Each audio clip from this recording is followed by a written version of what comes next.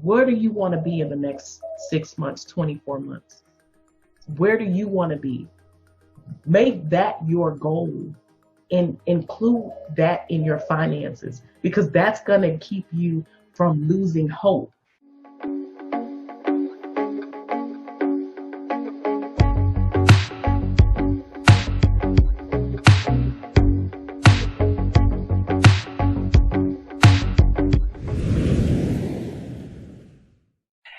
Hey guys, Dr. Viv here, and welcome on Reset with Dr. Viv.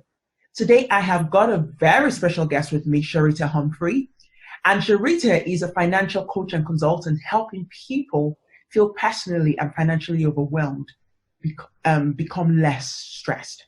She helps her clients to align their vision with their financial goals so they are able to regain time, live the life they desire, and build a legacy that impacts many generations to come. She has been featured in allbusiness.com, Forbes, MSN.com, Credit Karma, CNBC, Acorns, and so much more. And she's a brand ambassador with Capital One. But before we get to Sharita, let me just say that if you're not already subscribed to my YouTube channel or the podcast, guys, come on, what are you waiting for? Let's get subscribing, subscribe. And if you're not already connected with me on Instagram, on Facebook, on Twitter, on LinkedIn, let's get connected. I love to connect with people. Right, let's get into it. Sharita, how are you? I'm happy to be here. Hey, everyone. Happy days. I know we're in a pandemic, but we're going to get through this. We're going to get through this. And, I'm so humbled to have you on here, talk to us about, financial matters, especially in this pandemic. You're someone who knows what it means to experience financial difficulty and to get out of it and get into, and to elevate yourself and to get into a zone where you're like, wow. A lot of people are wanting to get back into that wow now after this pandemic. So your story is going to be, such a great blessing. Now, Sharita, you are a wife and a mother who went from unemployment and homelessness to becoming the CEO of your own finance business. Yes. I'm excited to hear all about that. Tell us more. Yes, I am the CEO of Change in Motion, and it just fits. It's a part of my journey. It's about what I do and how I help others to create their change and really put those things in motion. And one of the things that everybody always asks me is, how did you go from being homeless, being unemployed, 2 kids? If you guys don't know, I was homeless with 2 kids. And so that's why I kind of used that hashtag from the floor to Forbes, because there was a time that we were sleeping on the floor, and living in different, living in different places, riding the bus all day just to be able to get out of, just to be able to have somewhere to stay for the day. And then, we ultimately ended up in a hotel that we stayed in for almost a year. And that year was life-changing. And one of the things that people always ask me is, because they hear me a lot on every media or writing that I do, I said being homeless was a gift. And so a lot of people are like, what? That is like, but I found myself there. The rock bottom was a blessing for me. I said I was holding on to things and people, thoughts, and a negative mindset that only hitting rock bottom and just being able to really flush out the things that were going to allow me to be able to change the trajectory of my life, but definitely the financial trajectory. Like, you guys are looking at someone who was literally homeless with 2 small boys, but I was able to walk away from my job and start a business to help people across the country be able to become financial trailblazers, because I'm on a global mission to create 1,000 millionaires. And it's not even about just the millionaires. It's just about you're a millionaire in your mind. You have to speak those things before they come to you. So for me, even when I was homeless and people ask me, they're like, you lost everything. I lost everything, but I didn't lose hope. Hope is a game changer, because guess that's the first step to be able to help you change your mind. Because if you lose hope, that's when you start to look at those things like there's no coming out of this. So that's the one thing that kept me going, because I knew that I was not birthed just to become a statistic. I all the things that happened to me in my life should have said that I'm not supposed to be in this, be here. But it was hope that kept me going. It was faith that told me that, you know what, I'm going to get out of this. And as soon as I do, I'm going to show someone else how to do it. I didn't know just me saying those things back then were going to be some things that right now I speak to people across the globe about that same message. But that was something that was in my mind way back then. And I just thought it was just for me. Some of the trials and the things that you go through are not just for you. It's a part of your journey, so that way you can be the hope to someone else. So I'm hoping that you hear me and know that you are someone's hope. Your journey is someone's answer. Wow. And so that's where all of the things started to come. It wasn't about me just trying to know wealth or to create financial freedom for myself, because we didn't even have those conversations in my household. We didn't talk money. So I didn't come from money, but I said, you know what, I didn't come from money, but wealth will come from me. And that's not just in a sign of assets or things. I'm going to be wealthy in every aspect of my life. I was just like, because all the money in the world is not going to make you happy. Let me tell you this is said, because let me tell you, you're hearing this from someone that was homeless, not born with a silver spoon. All the money in the world, all the opportunity in the world is not going to make you happy or bring you peace if you are not in the right mindset and have the right behaviors to be able to handle a different level of opportunity and increase. Wow. Wow, wow, wow, wow, wow, wow. Oh, you're just throwing those nuggets here and there. But we're going to come to that. You know, you said something about mindset. You said something there about also being able to take on the opportunities when they come, right? Mm-hmm. I'm going to leave that. I'm going to pack it there for a second, right? Mm-hmm. Because you said something, which is that homelessness is a gift. When people hear that, I know you're not surprised that people are like, what you're talking about? Yeah. Homeless, you know? That's always the thing that stops people in their tracks. Exactly. So to hear someone who is homeless say that, right? And I want us to address that, because you said it's a gift, right? When people hear homelessness, people have perceptions about people who are homeless, right? There's a lot of homeless people out there. People are like, oh, what did they do to get them to their point? I want to know your story of how you got to that point. And I think a lot of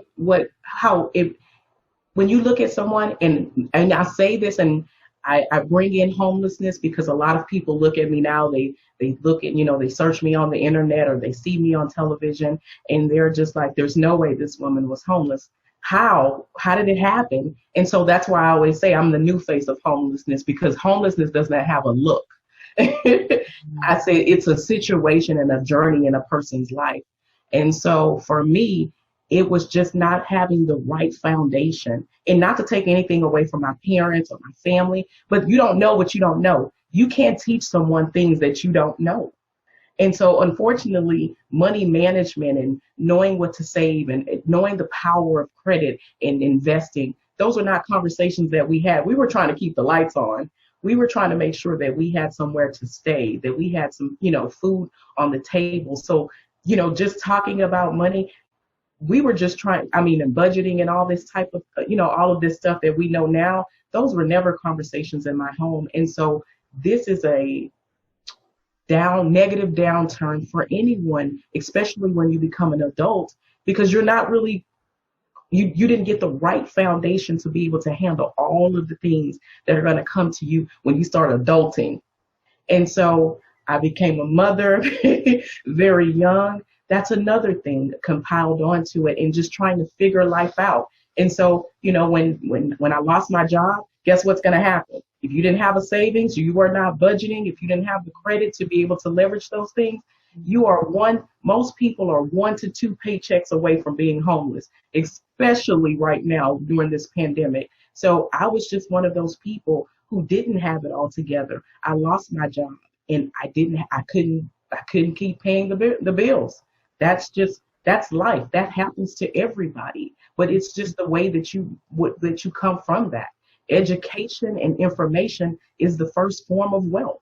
So I knew that when that happened to me, that I was just like, the only thing is, because I couldn't go back, because if that's the case, I couldn't go back to the people who didn't tell me because they were not going to be able to help me. So what did I have to do? I had to be able to go and get the information and the education that I needed to be able to become a better money manager, to understand the power of credit. Cash is everything. We keep hearing that attack. Cash is king, but credit is power. It takes you a long way. It's hard for people to believe I was in the 300s and now that I'm in the 800s, and I did it all by myself. Wow. I educated myself on credit because I didn't understand it. My parents grew up in the age where if you didn't have it, you just didn't buy it. So there was no education on credit. No one, my mom, no one in my family had credit as a child when I was growing up. I didn't see that, how to manage those things, credit card statements and all of those things. And I couldn't go back because my parents didn't believe that, or didn't know too much about credit. I don't even think they could probably qualify for it because there were late things, there were things that were repossessed, all of those things that now that we know are negative impacts to your credit score. So those things were not even something that I knew about. Who knew that an eviction on my credit was going to stop me from being able to get the next place once I got once I was trying to get some things together. But we never talked about those things. We just figured, okay, we just couldn't afford it. That's just what it was. But those little things, I see people, I don't care if they're 20 or 50 or 60, they're like, I didn't grow up with financial literacy. Was not taught financial management, investing, to start to be able to start investing young. I mean, I didn't even have any friends who were talking about investing or budgeting or savings as a child. So sometimes it's about what you said, you are the sum of the people that you allow in your space.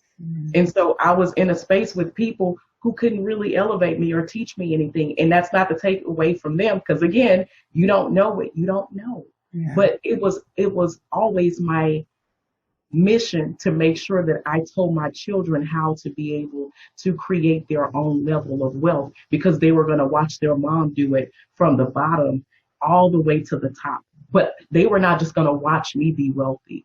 I'm still in this journey. I'm taking other people with me. My kids get to see me show them how to do it, but also help people across the globe do it as well. So that when I say that we are family, like this is more than a job for me. This is not a job. This is really me helping my extended family, people across the globe who don't know me, who want to get to know me and how I was able to do this. Those are the people who have become, I'm learning from them, because there are certain things we learn from one another. That's very, very important. I know people were saying, well, you're the expert, but guess what? I just told you guys, information is capital. There's somebody that you can teach something else. That's going to be how you start your own level of wealth. When I hear people say, well, I don't have a skill set that people will pay for, there is a talent or a skill that everybody has inside of them that somebody's willing to pay for. That's why you're either on your there is, I'm going to say that one more time for the people who may not believe this. You have a talent or a skill set that somebody is willing to pay for, that's outside of your job. We see in this current pandemic that one level of income and one income source is not going to be enough. Figure out that one thing that you do effortlessly that people are wowed about, and you're just kind of like, oh, I do that all the time. That's your level. That's your seed to wealth.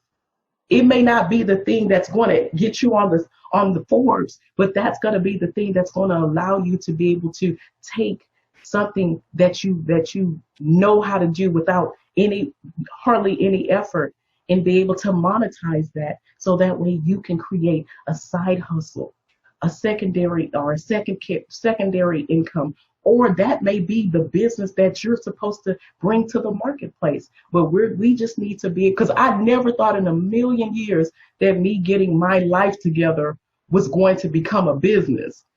Yeah. I was just trying to get my life. I was just like, my why was my children. I was just like, I will not allow them to become statistics. I will not become a statistic. And the one thing is, I say this to everybody who I know, wealth is generational, but so is debt.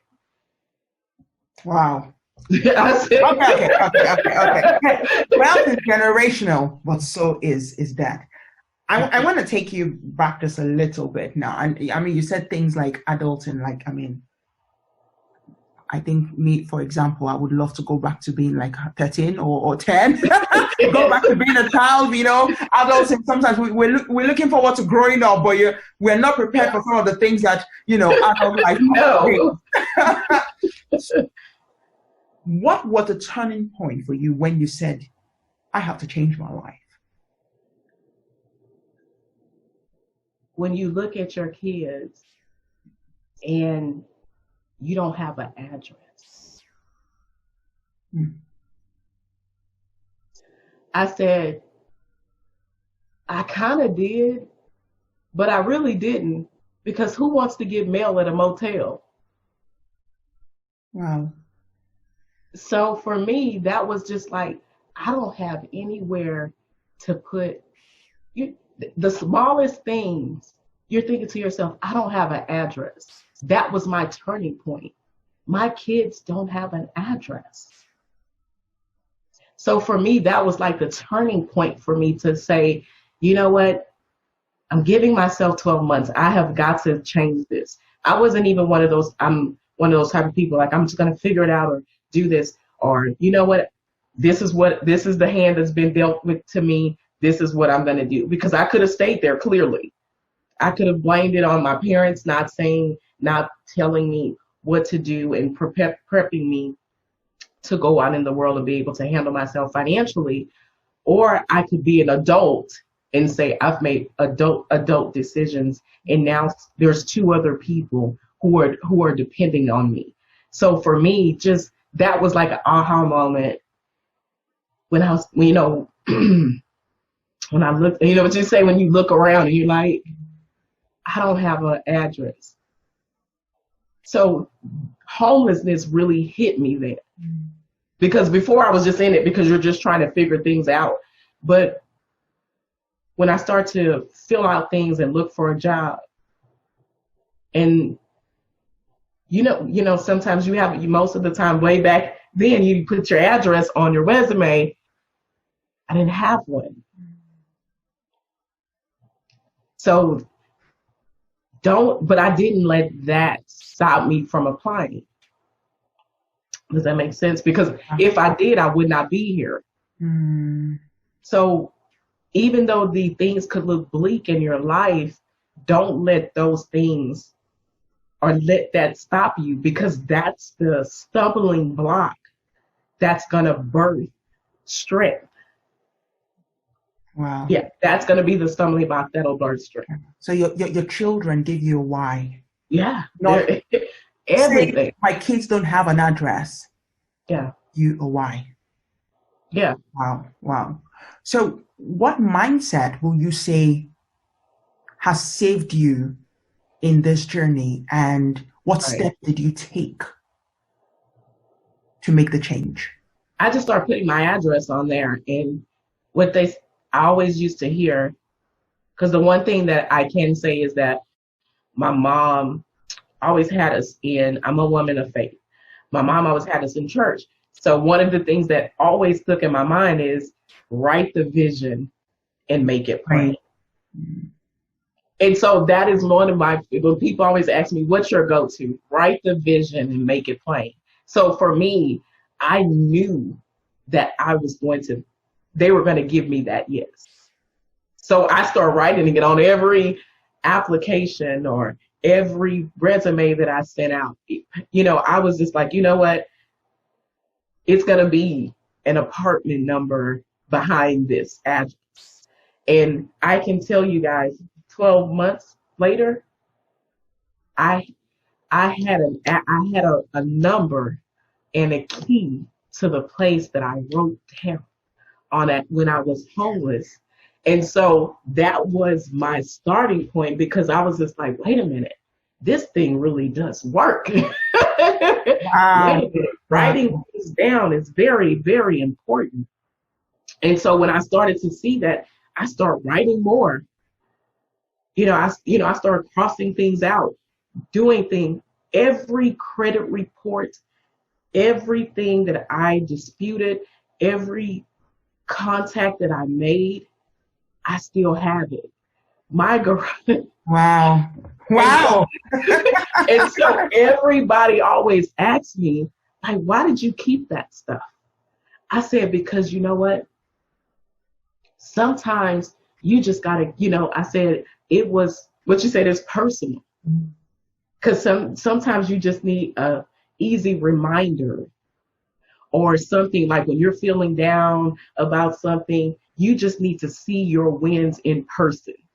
Because it's different. Everybody's winning on the internet.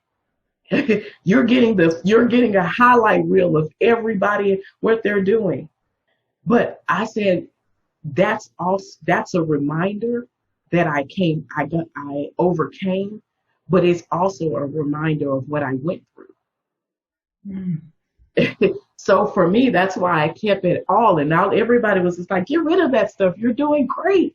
And I was just like, no, because there's going to be someone who needs to see that. A reminder of the journey. Yeah, they're going to need to see. They need to see. I shared like last year. I said, I just can't, I said, I battled with myself. Was I going to do this? Because I didn't understand why I was keeping this. But I shared my food stamp card, my WIC card, and I believe my American Express. Wow. And I said that everybody always asks me, like, if they come to my office or they see some things, they're like, you have all these awards and you have all of these accolades and you keep this. And I was just like, you know what? Because because the one thing that I told myself when I was homeless is that I will always remain humble. I said, and it's nothing. I said, I just told myself, no matter where I go from here, let me be a reminder to somebody else that humbleness hurts so much. And so that's why I have it. It's not because it's going to be hard for people, because the internet shows so much. The internet rushes a lot of people to do things that they're not prepared to do. So that's why I kind of bring it back in and let people know I didn't just get here. It was a process. I said I had to sit for hours at the food stamp office with 2 kids and then jump over to the WIC office while doing this all on the bus. I said, but now to have the same bank who denied me a secured card, now I have thousands of dollars in their bank. It's just, for me, it's not about, I don't even look at the bank account.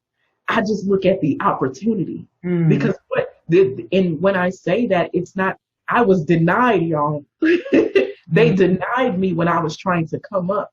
But what's for you won't miss you.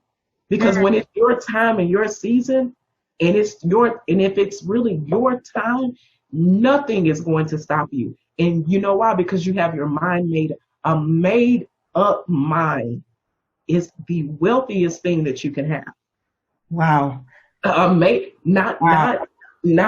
Not things, not assets, not on any of those things, because you can lose all of those things with the stock market going wrong. You can lose this with you losing your job or your company not making the revenue that you can do. But a made up mind will allow you to say, you know what, that was the time that, that's complete. Let me do this over here. Because nothing, I can say this and not feel any way if I was to lose everything that I own, I'm going to get right back here. Because you still got hope and a made up mind. And a made up mind. and the vision written down. And those three things, let me tell you, we'll create something amazing. We'll create something amazing. And then, what did you say? You already have the blueprint. If you lose it or you feel like you're losing it, you've overcome it, guess what? You already got the blueprint to get back or to go even better. Who wants to lose it just to get back to the same place? It's supposed to be about elevation. So I wasn't supposed to just stay here, just go from there to there. No, there's so many other things that I want to do that have nothing to do with money. Nothing to do with money. Wow. Honestly, your story is so inspirational, and I think really important for such a time as this, when people are not sure of their head or tail around their finances and I like that. and life, When you look at your journey now, from being homeless to being the CEO right now with money in the bank that once did not want to give her, the credits, and you teaching the world about financial wealth and, how to get yourself away from, financial rot. What has your journey taught you about life? My journey has taught me about life that everything that happens to you is meant for you. And so a lot of things is, we a lot of times we grow up some people grow up in the craziest situations, or you going through these, you go through health matters, marriages, divorces, all of these things. But the one thing that life has taught me is that it's a gift. And so as long as I treat it as that, then I will always remember that what I'm going through, I'm going to overcome it. And it took me a long time to be able to get there, because I was always one of those people who were like, woe is me. But I couldn't keep playing the victim. And I was just like, you're going to be a victim or you're going to be a victor. You got to choose your battle. I was just like, wow. Because at the end of the day, if you continue to be a victim, there's no change in it, because you can't heal from it. Like a lot of people always ask me, well, how did you know that now was the time for you to do certain things? It's because I was healed and whole before I ever did anything, and that's including marriage. I was a whole person before the one that I'm now, the one God designed for me that I'm with now. But I was a whole person. And I think that a lot of times we're looking for other people to make us validate who we are and our worth. And that's the one thing that I learned about life. You determine your wealth. You determine where you go. No one can stop you. Again, once you have your mind made up that you are not going to just get up, pay bills, and then ultimately die. That's it. I was just like, I said, I've learned in life to live it and think of legacy. I go from life to legacy. Everything in the middle is things that I have control over. I have control over what direction I go, what direction I take my business. I have what direction I decide to do. I have control over those things. That's just like finances. We have control over what we spend our money on and who we spend our money with. It's just to bring it all back. I was just like, I know we all like those things where we want to have nice things and all of those things. And I'm all about you enjoying life, but don't do it to your own financial detriment, because I see a lot of people robbing for their future selves to live right now. A lot of what I picked from you and what you said there is about taking ownership Mm-hmm. and healing Yep. yourself Yep. before getting into something else. Yeah. You Yeah. know, it's really, really interesting you said that, because the truth about it is a lot of times we are indeed wanting someone to help us and make us whole, Mm-hmm. whereas anybody else coming into our space is complementing versus making you whole. Yeah. You also touched on the whole thing around wealth and true wealth being in the mind and all of that. Sharita, we live in, especially for those in the Western world, right? Right. We live in a credit society. You were just talking about living for the now versus living for the long term of finances, right? Mm-hmm. But the credit system has made it very easy. Yeah, very. For us all, almost anyone to buy almost anything. Oh yeah, you can lease it, you can do anything you want to do. You get what I mean? So the system is what it is, and you see a lot of people going into significant debt because they want things that they can't really afford, but the credit allows them to. What should people be doing to stay financially healthy? The first thing that you should be able to stay financially healthy is that you got to know your numbers. If you're working, you're on somebody else's job, or you are a business owner, a freelancer, contractor, what have you, we're going to take it back to the corporate world, the global industries. They have a budget. That's how they know how to do budget cuts. That's how they know when you can get a promotion and and those bonuses. So think of your household as a corporation. Because for me, I tell my budget meetings start like this. We're adjourning. Here is Humphrey Inc. That's make that your thing. That's what's on that's what it is. We treat our household finances like a business. One thing is to really be able to get hold of your finances is, I would say, to think about your household finances like like these global businesses do. Really know what's coming in and what's going out. The reason why your job is able to give you bonuses and pay increases and all of those things is because they know they know their bottom line. And so I want everybody who's listening, I encourage you to know your numbers, know what's coming in. Don't budget off of gross, budget off of net. That's what comes home. Because I see a lot of people that say, oh, I make $5,000 a month. Okay, so how much do you bring home? $3,500 after taxes and all the other things, 401k. Budget off of what comes home, because that's going to allow you to really be able to get a great financial picture of what's going on in your finances.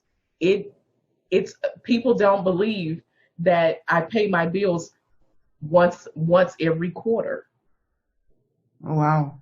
And so and that's because I used to work for the state government where we only got paid once a month. So that became something that I always got, just sort of picked up. But that's not what I'm asking you to do. If you're getting paid weekly, bi-weekly, monthly, I encourage you. This is your financial challenge, especially during this pandemic, is to pay at least 1 month in advance. I know some of y'all probably gonna look like, what? Pause. What did she say? I was just about to say the same. Like, what is she saying? What is she saying? You know why? Because it puts some type of gap and gives you financial peace. You don't have to be out of debt right now, because I know there's so many people across the globe who have debt. So at least put yourself in a position where at least if anything happens, you're 1 month ahead. You don't get that automatic panic that pushes you into payday loans and other extended loans that can further drive you into further debt. So for me, that's one of the things I always tell people. If you get paid weekly and you're used to paying your bills, mark off something. Something's going to be due next week.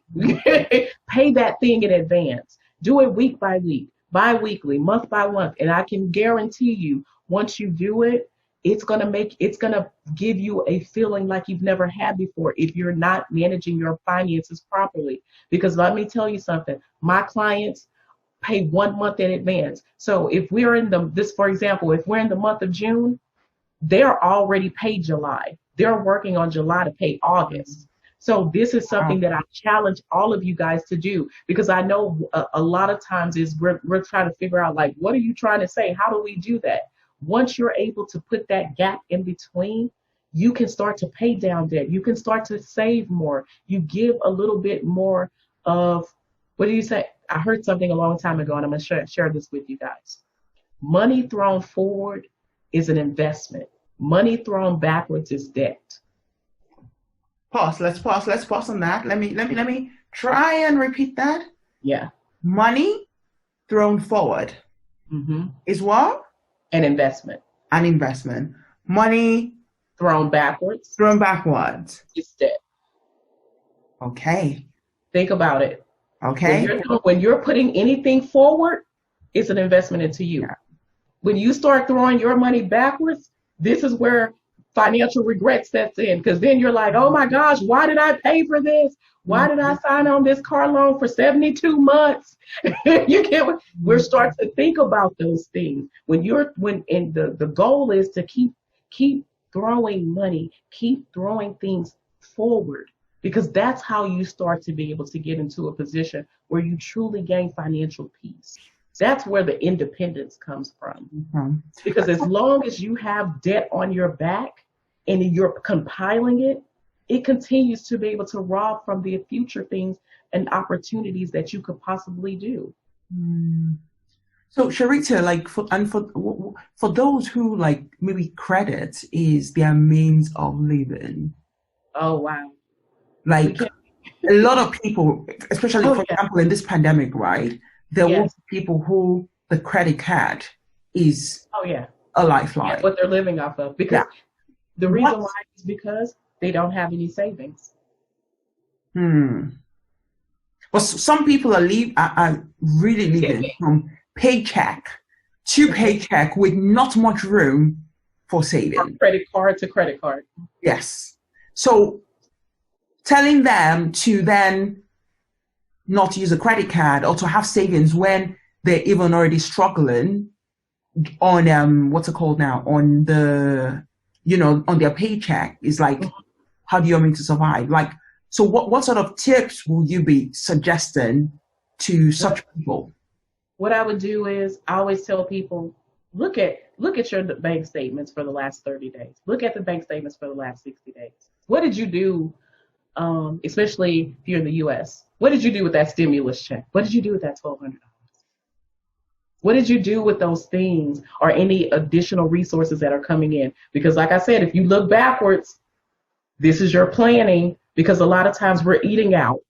Some of us are eating our savings because we're eating out every single day, every single week, even if it's something small. We all like Starbucks. I like Starbucks. I didn't think that I could live without KFC. Yes. And then you told me that I can. Like, yes. You're like, I can't live without Starbucks. I gotta go through that. But even those little things, it doesn't have to be a whole lot. I know that most of the times they want you to have $500 to $1,000 saved. That's the goal. But what can you do to reduce some of the things that are going out that you do have control over? We have control over not going to Starbucks as much. They sell it at our local grocery store. Let's make it at home. Let's actually make a grocery list and stick to it. Let's not go to the grocery store when you're starving, because you're going to have double the groceries and then some actual additional snacks, which is going to put on more weight. So we're all guilty of this. So little things like that, looking at certain apps that allow you to get cash back for your purchases, shopping online through certain apps or tools that are out there that's going to allow you to get those percentages back.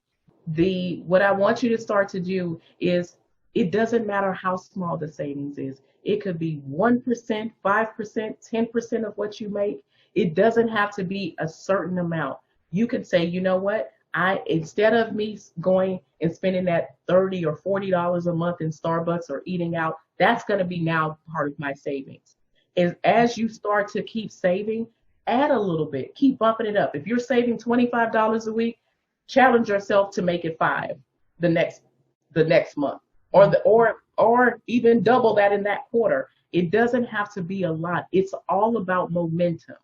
It's all about that, because once you start getting the momentum, your mindset will push you to do it. You'll start to think, do I really need that? I want to meet my goals. Make the goals, put them where you can see them. Because a lot of times our goals are out of sight, out of mind, and so is our money. Mm-hmm. So make sure that you are budgeting. If you have not been budgeting, put a budget date or a date night with yourself on your calendar. Do it. I do this all the time. I have budget dates with my husband, and and budget family conversations about money with my family. We have to do it once a month. Whatever it takes for you to be able to get in a consistent basis, do it. Because that's the only way that it's going to become familiar to you. And then it won't take as long to start to do your budget. Budget is fluid. It's going to be different this month and different next month. We know that the holidays come at the same time, birthdays, like some of us take family vacations. Why don't we plan for those things? We automatically run to the credit cards and put that on there. And then it takes us forever to pay them back. And so when you mentioned about, just living off of credit cards, the average person who is living off of their credit cards will take 3 to 7 years to pay them off if they're just paying the minimum balance. And guess what's happening? It's decreasing your credit profile. Mm. So you look like a financial risk to a particular creditor or lender. So you want to treat your credit profiles like a resume. You are that first date. When we're first dating someone, we want to present our best selves. So make your credit profiles kind of take that same thing. When I'm going to go apply for a credit card, or I'm going to purchase a home or purchase a car, I want to put my best credit profile forward, because because you know why? You save so much money with good to excellent credit scores. You pay more money over time because of bad credit. So the same car, the same home, the same vacation is costing someone with negative credit scores double or even triple than someone who's start to manage their money and gotten to a position where their credit is starting to move in a more sound direction. So your goal is, if your credit scores are in this bracket, give yourself 6 months or a year and say, you know what, next year by this time I want to be here because I want this interest rate. I want to be able to pay this, because let me tell you something. Good credit is a leveraging piece. It's a leveraging piece. I didn't have a lot of money, guys. I did not have a lot of money. It was me learning what I needed to do to build my credit, to maintain it, and to leverage it. Mm-hmm. So now I can use that same credit and become someone's landlord when I was living in a motel, because there's rental properties. So you see how I'm starting to think about, okay, so how do I use my credit? I just don't want to just put things on it. How do I leverage these things? It's okay to splurge or want to be able to do things, but at what cost? Because are you going to still want that same high car note? Are you going to still, because I hear some people say they take out car notes and they're 7 years. I'm like, and then they refund it. I'm like, are you still going to want that car in 7 years? You're going to be like, no, I want something else. So you want to be able to make it and get it at the least cost as possible with the lowest interest rate. So I challenge every one of you. I work with several micro lenders, credit unions, and banking institutions. credit is key right now, especially with the pandemic, and globally banks, credit unions, micro lenders, they're tightening the reins on lending. And the reason why is because they can't take on any risk. Mm. Can I ask, Mm-hmm. I'm conscious that we're coming to the end of the episode. We're still talking about credit now, but also how it can affect confidence and all that. As a young child, you were teased for wearing secondhand clothes, which brought down your confidence. Oh yeah, definitely. When I think about it, a lot of times, especially with young people, there is a wanting to belong. There's a wanting to feel a part of. There's a wanting to, show off and brand, especially in this social media age, which can make people then spend on things they really, really can't afford, right? And all of which spirals the confidence level down. Right. What advice will you be giving young people about their spending, especially when it's something they know they really can't afford, but because they're trying to live up to a certain image, keep up with the Joneses, keep up a certain brand, or make social media profiles look nice? The best advice that I can give someone who feels like that, the best thing that you're wearing is you. The best thing that you're wearing is you. There is not an item of value that could have any more impact on the internet or off the internet than you just being you. You are the most valuable thing. You're the most valuable person when you know your worth. Because guess what? Our worth is not determined about who we wear on our backs or who we wear on our bodies. You have to be okay and know that you don't have to keep up with the Joneses or keep up with whomever that you see on the internet, because you have to remember one thing. You're only seeing a highlight reel on social media, television, or any other outlet that you're looking at. So what I encourage you to figure out, what else are you confident in that you bring to the table, that you bring to the internet, that you bring to the job? Because we're all confident in something. Let that be the thing that you show the most. Because it's not bragging and it's not keeping up in, because you're being your authentic self. It's just you. You bring the value. You bring the value. Because you know what? Just imagine you being you and just showing up in a room. Wow. Deep. What could never be better said, girl. Wow, Sharita. Like, if people want to reach out, I'm sure there are people that want to hear your story, people who want to connect, people who probably want to work with on their finances. Where can people connect with you if they want to reach you? You guys can. I would hope to hear from all of you. You can follow me at Sharita MH. That's SHARITA I'm also at SharitaMHumphrey.com. You can also reach me. I love DMs. I answer. My team probably goes crazy. But if you guys have something that you want to hear about, you don't want to share on the internet, and you just want to send me a private message. I am not one of those people who are like, oh, I don't check my DMs. DM me.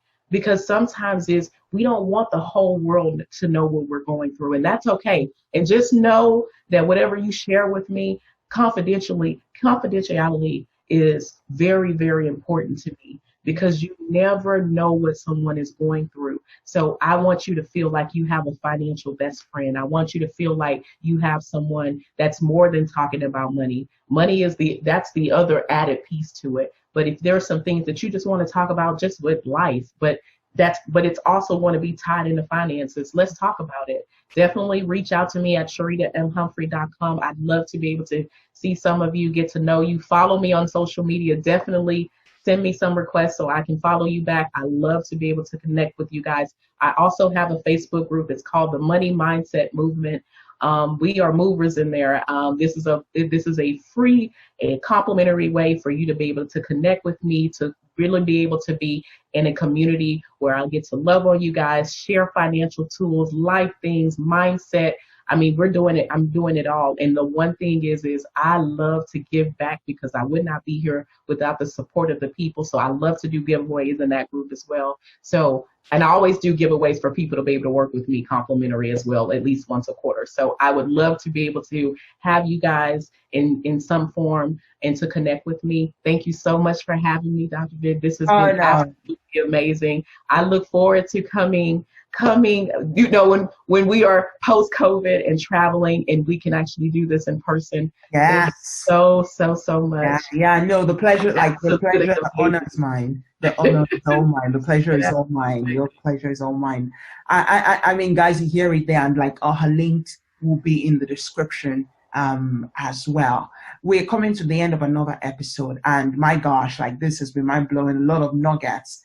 Someone going from homelessness to being a CEO of a finance institution, helping other people overcome homelessness and financial distress. And you know, there's nothing like someone having been through it versus someone just reading from a theoretical book. You know, you've been down there and you saying, I was able to find myself, I was able to heal myself, and I was able to get myself to this position. Really, really, really, really powerful.